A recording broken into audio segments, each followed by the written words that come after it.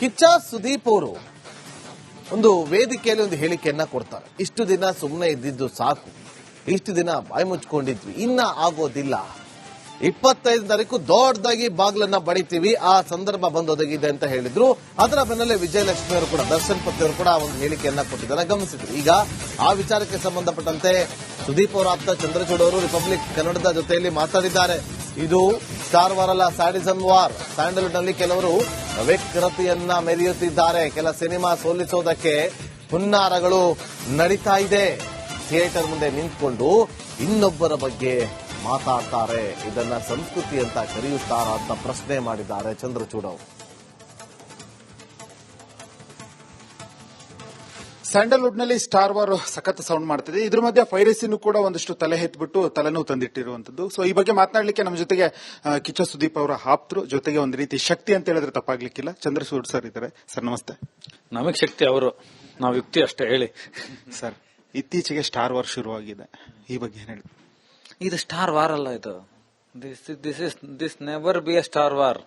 ಇದನ್ನೆಲ್ಲ ಯಾರು star war ಅನ್ನಬಾರದು. ಮೊದಲನೇದಾಗಿ ಸ್ಟಾರ್ ವಾರ್ ಅನ್ನೋದು ಒಂದು ಗೌರವ, ಅದು ಹೆಲ್ತಿ ಕಾಂಪಿಟೇಷನ್, ಅದು ಚಿತ್ರರಂಗಕ್ಕೆ ಕೊಡುಗೆ. ಅದು ಯಾವುದೇ ಕ್ರೀಡೆ ಇರ್ಬೋದು, ಸ್ಪೋರ್ಟ್ಸ್ ಇರ್ಬೋದು, ಅಥವಾ ಚಿತ್ರರಂಗ ಇರ್ಬೋದು, ಸಾಹಿತ್ಯ ಇರ್ಬೋದು. ಸ್ಟಾರ್ಸ್ ಗಳ ವಾರ್ ಅಂದ್ರೆ ಜನರ ಒಳಿತಿಗಾಗಿ ಇಬ್ರು ಕಾಂಪಿಟೇಟಿವ್ ಆಗಿ ಬೆಳೆಯೋದನ್ನ ಸ್ಟಾರ್ ವಾರ್ ಅಂತಾರೆ. ಆ ಸ್ಟಾರ್ ವಾರ್ ಅನ್ನೋದು ತುಂಬಾ ಪಾಸಿಟಿವ್. ಇದು ಸ್ಯಾಡಿಸಮ್ ವಾರ್. ಇದು ದಿಸ್ ಇಸ್ ಪಕ್ಕ ವಿಕೃತಿ. ಇದನ್ನ ಸ್ಟಾರ್ ವಾರ್ ಅಂದ್ಬಿಟ್ಟು ಅದಕ್ಕೆ ಅವಮಾನನೆ ಮಾಡಕ್ ಹೋಗ್ಬಿಡಿ ನೀವು. ಇತ್ತೀಚೆಗೆ ಯಾವುದೇ ಒಂದು ನಟರ ಸಿನಿಮಾ ಬಂದ್ರೆ, ಸೊ ಸಿನಿಮಾ ಗೆಲ್ಲೋದ್ರ ಕಡೆ ಒಂದ್ ಕಡೆ ತಲೆನೋವು ಆದ್ರೆ, ಇದರಿಂದ ಪೈರಸಿಯಿಂದ ತಪ್ಪಿಸ್ಕೊಳ್ಳೋದು ಅಥವಾ ಇವರ ಫ್ಯಾನ್ಸ್ಗಳು ಅಂದ್ರೆ ಕಮೆಂಟ್ ಮಾಡುವಂತದ್ದು ನೆಗೆಟಿವ್ ಸೋಷಿಯಲ್ ಮೀಡಿಯಾಗಳಲ್ಲಿ, ಚಿತ್ರ ಸೂಪರ್ ಹಿಟ್ ಆಗಿದ್ರು ಕೂಡ ಚಿತ್ರ, ಸೊ ಎಲ್ಲ ಒಂದ್ ಕಡೆ ಅದನ್ನ ತೇಜೋವಧೆ ಮಾಡುವಂತದ್ದು, ನೆಗೆಟಿವ್ ಪ್ರಚಾರ ಮಾಡುವಂತದ್ದು ಮಾಡ್ತಿದ್ದಾರೆ. ಈಗ ನಾನು ಪತ್ರಿಕೋದ್ಯಮಕ್ಕೆ ಮತ್ತು ಚಿತ್ರರಂಗಕ್ಕೆ ಬಂದು 20 ವರ್ಷ ಆಯ್ತು, 23 ವರ್ಷ ಆಯ್ತು ಸಾರ್ವಜನಿಕ ಜೀವನಕ್ಕೆ ಬಂದು. ಮೊದಲೆಲ್ಲ ಏನಿತ್ತು ಅಂದ್ರೆ ತಮ್ಮ ತಮ್ಮ ಸಿನಿಮಾಗಳನ್ನ ಪ್ರಮೋಟ್ ಮಾಡೋದಕ್ಕೆ, ಜನರ ಹತ್ರಕ್ಕೆ ತಗೊಂಡೋದಕ್ಕೆ, ಟು ಮೇಕ್ ಪೀಪಲ್ ರೀಚ್ ಮಾಡಿಸೋದಕ್ಕೆ ಒಂದಷ್ಟು ದುಡ್ಡು ಫಂಡ್ ಎತ್ತಿಡಬೇಕಾಗಿತ್ತು, ಒಂದಷ್ಟು ಜನ ಕೆಲಸ ಮಾಡಬೇಕಾಗಿತ್ತು. ನಿಮಗೆ ಒಂದು ಸಿನಿಮಾನ ಮಾಡೋದು ಎಷ್ಟು ಮುಖ್ಯನೋ ರಿಲೀಸ್ ಮಾಡೋದು, ಅದರ ಬಿಸ್ನೆಸ್ ಮಾಡೋದು ಕೂಡ ಅದರ 2ರಷ್ಟು ದುಪ್ಪಟ್ಟು ಕಷ್ಟ ಅಂತ ಹೇಳ್ತಾ ಇದ್ರು. ಇವಾಗ ಒಂದು ಟ್ರೆಂಡ್ ಶುರುವಾಗಿದೆ. ಮತ್ತೊಬ್ಬರು ಸಿನಿಮಾನ ಅನಾಹುತಕಾರಿಯಾಗಿ ಸೋಲಿಸೋದಕ್ಕೆ, ಅದನ್ನ ಜನರ ಕಡೆ ಹೋಗೋದನ್ನ ದಿಕ್ಕು ತಪ್ಪಿಸೋದಕ್ಕೆ ಒಂದಷ್ಟು ಜನ ದುಡ್ಡು ಕೊಡ್ಕೊಂಡು ಕೆಲಸ ಮಾಡ್ತಾರೆ. ಅದಕ್ಕೆ ಇದು ಯಾವ ತರದ್ದು ವಿಘ್ನ ಸಂತೋಷ, ವಿಕೃತ ಸಂತೋಷ ನನಗೆ ಗೊತ್ತಿಲ್ಲ. ಈಗ ಕೆಲವು ಇದೊಂಥರ ಮಾಫಿಯಾ ತರ ಆಗ್ತಾ ಇದೆ.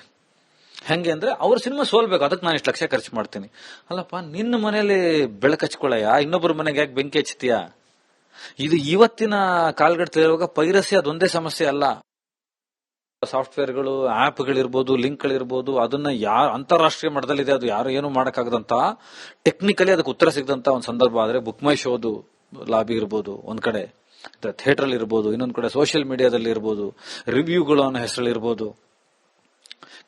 ಆಮೇಲೆ ಥಿಯೇಟರ್ಗಳಿಗೆ ಹೋಗಕ್ಕೆ ಜನರಿಗೆ ಇವಾಗ ಒಂದು ಮಾನಸಿಕವಾದಂತ ಅವರಿಗೆ ಸಂತೃಪ್ತಿ ಇಲ್ಲದಂತಾಗಿದೆ. ಯಾಕೆ ಅಂದ್ರೆ ಅದ್ರ ಮುಂದೆ ನಿಂತ್ಕೊಂಡು ಫ್ಯಾನ್ಗಳು ಅಂತ, ಅಭಿಮಾನಿಗಳು ಅನ್ನೋ ಹೆಸರಲ್ಲಿ ಇನ್ಯಾರು ಆಕ್ಟರ್ಗಳಿಗೆ ಅವ್ರ ಅಮ್ಮ, ಅಕ್ಕ, ಅಮ್ಮ ಅಂತ ಬೈಯೋದು, ವಿಕೃತವಾಗಿ ನಡ್ಕೊಳ್ಳೋದು, ಕೂಗಾಡೋದು. ಅಲ್ಲಿ ಜನ ಹೆಂಗ್ ಬರ್ತಾರ್ರಿ? ಥಿಯೇಟರ್ ಅನ್ನೋದು ದೇವಸ್ಥಾನ.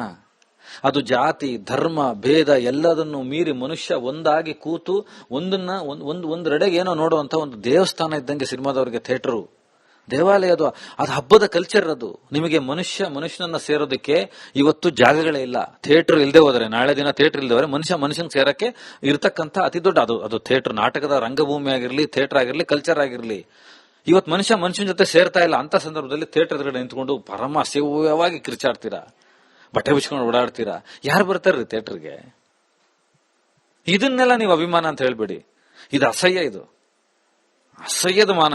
ಇದು ಅಭಿಮಾನಿಗಳು ಯಾರು, ಇದು ಯಾರದೇ ಫ್ಯಾನ್ಸ್ ಮಾಡಿದ್ರು ಇದನ್ನ ಅಭಿಮಾನ ಅಂತ ಅನ್ನಲ್ಲ. ಯಾರೋ ಒಬ್ರು ದೊಡ್ಡ ಸ್ಟಾರ್, ಒಬ್ರು ದಿವಂಗತರಾಗಿರ್ತಾರೆ, ಅವ್ರು ಇರಲ್ಲ, ಅವ್ರ ಬಗ್ಗೆ ಮಾತಾಡೋದು ಥಿಯೇಟರ್ಗಳ ಮುಂದೆ ನಿಂತು, ಇನ್ಯಾರ್ದೋ ಕಾಯಿಲೆ ಬಗ್ಗೆ ಮಾತಾಡೋದು, ಇನ್ಯಾರ್ದೋ ಹೆಂಡತಿ ಮಕ್ಳ ಬಗ್ಗೆ ಮಾತಾಡೋದು. ಇದನ್ನ ಯಾವನಾರು ಅಭಿಮಾನ ಅಂತ ಕರೀತಾನ? ಮತ್ತೆ ಜೈಲ್ಗೆ ಹೋಗೋದು, ಪೊಲೀಸ್ ಸ್ಟೇಷನ್ಗೆ ಹೋಗೋದು. ಇದು ಯಾವ ತರದ ಕಲ್ಚರ್ನ, ಯಾವ ತರ ಸಂಸ್ಕೃತಿನ ಒಬ್ಬರಿಂದ ಒಬ್ರಿಗೆ ಪಾಸ್ ಮಾಡ್ತಾ ಇದೀರಾ ನೀವು? ಏನನ್ನು ಕಲಿಸ್ತಾ ಇದೀರಾ ಜಗತ್ತಿಗೆ? ಇದ್ರ ವಿರುದ್ಧನೇ ಮಾತಾಡಕ್ ನಾನು ನಿಂತಿರೋದು ಇವಾಗ. ಲಾಸ್ಟ್ ಇಯರ್ ಸುದೀಪ್ ಸರ್ ಒಂದು ವೇದಿಕೆ ಮೇಲೆ ನಿಂತ್ಕೊಂಡು ಹೇಳ್ತಾರೆ, ಸೊ ಯಾರದೋ ಅಭಿಮಾನಿಗಳು ಏನೇನೋ ಮಾಡ್ತಾರೆ ಅಂತ ನನ್ನ ಅಭಿಮಾನಿಗಳು ಆ ರೀತಿ ಇಲ್ಲ, ಸೊ ನನ್ನ ಅಭಿಮಾನಿಗಳು ಗೊತ್ತು ಸೂಕ್ಷ್ಮವಾಗಿ ಎಲ್ಲವನ್ನು ಗಮನಿಸ್ತಾರೆ, ಯಾವ್ದು ಒಳ್ಳೇದು ಯಾವ್ದು ಕೆಟ್ಟದ್ದು ಹೇಳ್ತಾರೆ ಎನ್ನುವಂಥದ್ದು.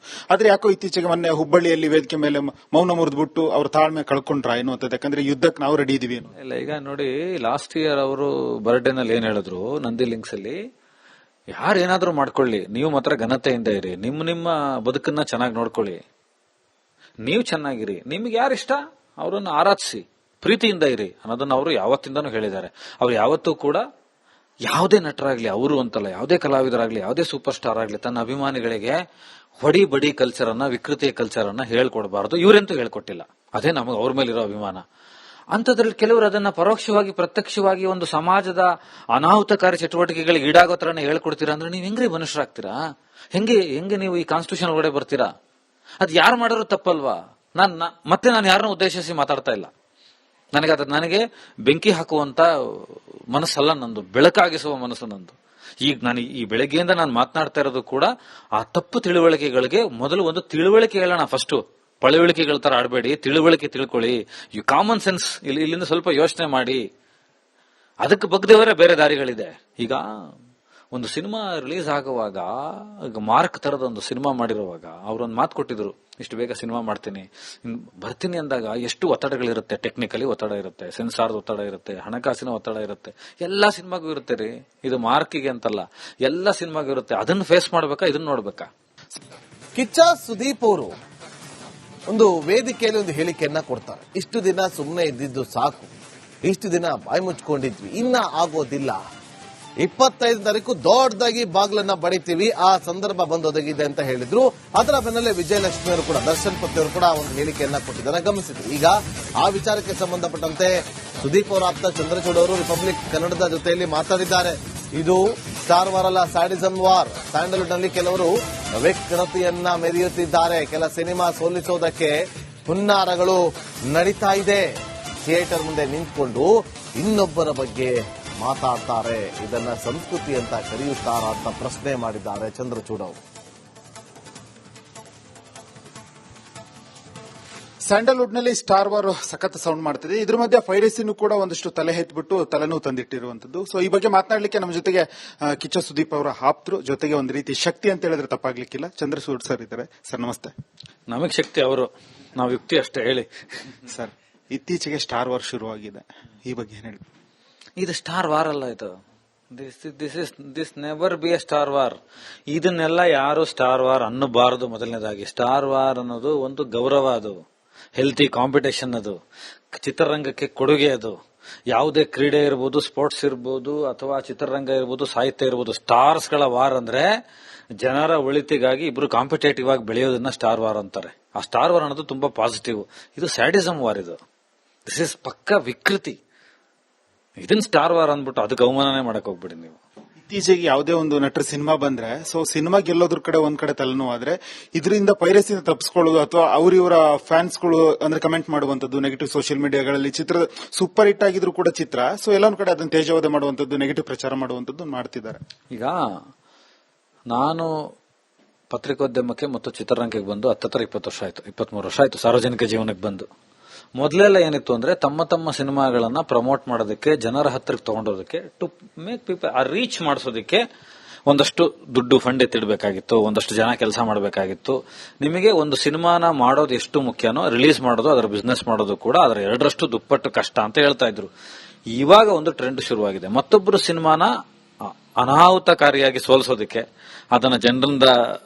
ಅದರ ಜನರ ಕಡೆ ಹೋಗೋದನ್ನ ದಿಕ್ಕು ತಪ್ಪಿಸೋದಕ್ಕೆ ಒಂದಷ್ಟು ಜನ ದುಡ್ಡು ಕೊಟ್ಕೊಂಡು ಕೆಲಸ ಮಾಡ್ತಾರೆ. ಅದಕ್ಕೆ ಇದು ಯಾವ ತರದ್ದು ವಿಘ್ನ ಸಂತೋಷ, ವಿಕೃತ ಸಂತೋಷ ನನಗೆ ಗೊತ್ತಿಲ್ಲ. ಈಗ ಕೆಲವು ಇದೊಂಥರ ಮಾಫಿಯಾ ತರ ಆಗ್ತಾ ಇದೆ. ಹೆಂಗೆ ಅಂದ್ರೆ ಅವ್ರ ಸಿನಿಮಾ ಸೋಲ್ಬೇಕು, ಅದಕ್ಕೆ ನಾನು ಇಷ್ಟು ಲಕ್ಷ ಖರ್ಚು ಮಾಡ್ತೀನಿ. ಅಲ್ಲಪ್ಪ, ನಿನ್ನ ಮನೇಲಿ ಬೆಳಕು ಹಚ್ಕೊಳ್ಳಯ್ಯ, ಇನ್ನೊಬ್ಬರ ಮನೆಗೆ ಯಾಕೆ ಬೆಂಕಿ ಹಚ್ತೀಯಾ? ಇದು ಇವತ್ತಿನ ಕಾಲ್ಗಡ್ತಿರುವಾಗ ಪೈರಸಿ ಅದೊಂದೇ ಸಮಸ್ಯೆ ಅಲ್ಲ. ಸಾಫ್ಟ್ವೇರ್ಗಳು, ಆಪ್ಗಳಿರ್ಬೋದು, ಲಿಂಕ್ಗಳಿರ್ಬೋದು, ಅದನ್ನ ಅಂತಾರಾಷ್ಟ್ರೀಯ ಮಟ್ಟದಲ್ಲಿದೆ. ಅದು ಯಾರು ಏನು ಮಾಡಕ್ಕಾಗದಂತ ಟೆಕ್ನಿಕಲಿ ಅದಕ್ಕೆ ಉತ್ತರ ಸಿಗದಂತ ಒಂದು ಸಂದರ್ಭ ಆದ್ರೆ, ಬುಕ್ ಮೈ ಶೋದು ಲಾಬಿ ಇರ್ಬೋದು ಒಂದ್ ಕಡೆ, ಥಿಯೇಟರ್ ಅಲ್ಲಿ ಇರ್ಬೋದು, ಇನ್ನೊಂದ್ ಕಡೆ ಸೋಷಿಯಲ್ ಮೀಡಿಯಾದಲ್ಲಿ ಇರ್ಬೋದು, ರಿವ್ಯೂಗಳು ಅನ್ನೋ ಹೆಸರಲ್ಲಿ ಇರ್ಬೋದು. ಆಮೇಲೆ ಥಿಯೇಟರ್ಗಳಿಗೆ ಹೋಗಕ್ಕೆ ಜನರಿಗೆ ಇವಾಗ ಒಂದು ಮಾನಸಿಕವಾದಂತ ಅವರಿಗೆ ಸಂತೃಪ್ತಿ ಇಲ್ಲದಂತಾಗಿದೆ. ಯಾಕೆ ಅಂದ್ರೆ ಅದ್ರ ಮುಂದೆ ನಿಂತ್ಕೊಂಡು ಫ್ಯಾನ್ಗಳು ಅಂತ ಅಭಿಮಾನಿಗಳು ಅನ್ನೋ ಹೆಸರಲ್ಲಿ ಇನ್ಯಾರೋ ಆಕ್ಟರ್ಗಳಿಗೆ ಅವ್ರ ಅಮ್ಮ ಅಕ್ಕ ಅಮ್ಮ ಅಂತ ಬೈಯೋದು, ವಿಕೃತವಾಗಿ ನಡ್ಕೊಳ್ಳೋದು, ಕೂಗಾಡೋದು. ಅಲ್ಲಿ ಜನ ಹೆಂಗ್ ಬರ್ತಾರ್ರಿ? ಥಿಯೇಟರ್ ಅನ್ನೋದು ದೇವಸ್ಥಾನ. ಅದು ಜಾತಿ ಧರ್ಮ ಭೇದ ಎಲ್ಲದನ್ನು ಮೀರಿ ಮನುಷ್ಯ ಒಂದಾಗಿ ಕೂತು ಒಂದೆಡೆಗೆ ಏನೋ ನೋಡುವಂತ ಒಂದು ದೇವಸ್ಥಾನ ಇದ್ದಂಗೆ ಸಿನಿಮಾದವರಿಗೆ ಥಿಯೇಟರು, ದೇವಾಲಯ. ಅದು ಹಬ್ಬದ ಕಲ್ಚರ್. ಅದು ನಿಮಗೆ ಮನುಷ್ಯನನ್ನ ಸೇರೋದಕ್ಕೆ ಇವತ್ತು ಜಾಗಗಳೇ ಇಲ್ಲ. ಥಿಯೇಟರ್ ಇಲ್ಲದೆ ಹೋದ್ರೆ, ನಾಳೆ ದಿನ ಥಿಯೇಟರ್ ಇಲ್ಲದೆ ಹೋದ್ರೆ ಮನುಷ್ಯನ್ ಸೇರಕ್ಕೆ ಇರತಕ್ಕಂತ ಅತಿ ದೊಡ್ಡ ಅದು ಥಿಯೇಟರ್. ನಾಟಕದ ರಂಗಭೂಮಿ ಆಗಿರ್ಲಿ, ಥಿಯೇಟರ್ ಆಗಿರ್ಲಿ, ಕಲ್ಚರ್ ಆಗಿರ್ಲಿ. ಇವತ್ತು ಮನುಷ್ಯನ ಜೊತೆ ಸೇರ್ತಾ ಇಲ್ಲ. ಅಂತ ಸಂದರ್ಭದಲ್ಲಿ ಥಿಯೇಟರ್ ಎದುರುಗಡೆ ನಿಂತ್ಕೊಂಡು ಪರಮ ಅಸಹ್ಯವಾಗಿ ಕಿರ್ಚಾಡ್ತೀರಾ, ಬಟ್ಟೆ ಬಿಚ್ಕೊಂಡು ಓಡಾಡ್ತೀರಾ. ಯಾರು ಬರ್ತಾರ್ರಿ ಥಿಯೇಟರ್ಗೆ? ಇದನ್ನೆಲ್ಲ ನೀವು ಅಭಿಮಾನ ಅಂತ ಹೇಳ್ಬೇಡಿ. ಇದು ಅಸಹ್ಯ, ಇದು ಅಸಹ್ಯದ ಮಾನ. ಇದು ಅಭಿಮಾನಿಗಳು ಯಾರು ಯಾರದೇ ಫ್ಯಾನ್ಸ್ ಮಾಡಿದ್ರು ಇದನ್ನ ಅಭಿಮಾನ ಅಂತ ಅನ್ನಲ್ಲ. ಯಾರೋ ಒಬ್ರು ದೊಡ್ಡ ಸ್ಟಾರ್ ಒಬ್ರು ದಿವಂಗತರಾಗಿರ್ತಾರೆ, ಅವ್ರು ಇರಲ್ಲ, ಅವ್ರ ಬಗ್ಗೆ ಮಾತಾಡೋದು ಥಿಯೇಟರ್ಗಳ ಮುಂದೆ ನಿಂತು, ಇನ್ಯಾರ್ದೋ ಕಾಯಿಲೆ ಬಗ್ಗೆ ಮಾತಾಡೋದು, ಇನ್ಯಾರ್ದೋ ಹೆಂಡತಿ ಮಕ್ಳ ಬಗ್ಗೆ ಮಾತಾಡೋದು. ಇದನ್ನ ಯಾವನಾರು ಅಭಿಮಾನ ಅಂತ ಕರಿತಾನ? ಮತ್ತೆ ಜೈಲಿಗೆ ಹೋಗೋದು, ಪೊಲೀಸ್ ಸ್ಟೇಷನ್ಗೆ ಹೋಗೋದು. ಇದು ಯಾವ ತರದ ಕಲ್ಚರ್ನ, ಯಾವ ತರ ಸಂಸ್ಕೃತಿನ ಒಬ್ಬರಿಂದ ಒಬ್ರಿಗೆ ಪಾಸ್ ಮಾಡ್ತಾ ಇದೀರಾ ನೀವು? ಏನೇನು ಕಲಿಸ್ತಾ ಇದೀರಾ ಜಗತ್ತಿಗೆ? ಇದ್ರ ವಿರುದ್ಧನೇ ಮಾತಾಡಕ್ ನಾನು ನಿಂತಿರೋದು ಇವಾಗ. ಲಾಸ್ಟ್ ಇಯರ್ ಸುದೀಪ್ ಸರ್ ಒಂದು ವೇದಿಕೆ ಮೇಲೆ ನಿಂತ್ಕೊಂಡು ಹೇಳ್ತಾರೆ, ಸೊ ಯಾರ್ದೋ ಅಭಿಮಾನಿಗಳು ಏನೇನೋ ಮಾಡ್ತಾರೆ ಅಂತೇಳಿ ನನ್ನ ಅಭಿಮಾನಿಗಳು ಆ ರೀತಿ ಇಲ್ಲ. ಸೊ ನನ್ನ ಅಭಿಮಾನಿಗಳು ಗೊತ್ತು, ಸೂಕ್ಷ್ಮವಾಗಿ ಎಲ್ಲವನ್ನು ಗಮನಿಸ್ತಾರೆ, ಯಾವ್ದು ಒಳ್ಳೇದು ಯಾವ್ದು ಕೆಟ್ಟದ್ದು ಹೇಳ್ತಾರೆ ಎನ್ನುವಂಥದ್ದು.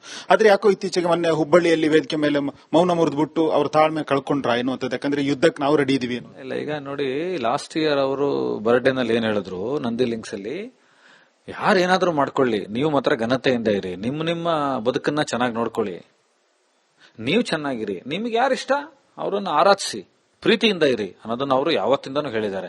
ಅವ್ರು ಯಾವತ್ತೂ ಕೂಡ ಯಾವುದೇ ನಟರಾಗ್ಲಿ, ಅವರು ಅಂತಲ್ಲ, ಯಾವುದೇ ಕಲಾವಿದರಾಗ್ಲಿ, ಯಾವುದೇ ಸೂಪರ್ ಸ್ಟಾರ್ ಆಗ್ಲಿ, ತನ್ನ ಅಭಿಮಾನಿಗಳಿಗೆ ಹೊಡಿ ಬಡಿ ಕಲ್ಚರ್ ಅನ್ನ, ವಿಕೃತಿ ಕಲ್ಚರ್ ಅನ್ನ ಹೇಳ್ಕೊಡ್ಬಾರ್ದು. ಇವರಂತೂ ಹೇಳ್ಕೊಟ್ಟಿಲ್ಲ. ಅದೇ ನಮಗೆ ಅವ್ರ ಮೇಲಿರೋ ಅಭಿಮಾನ.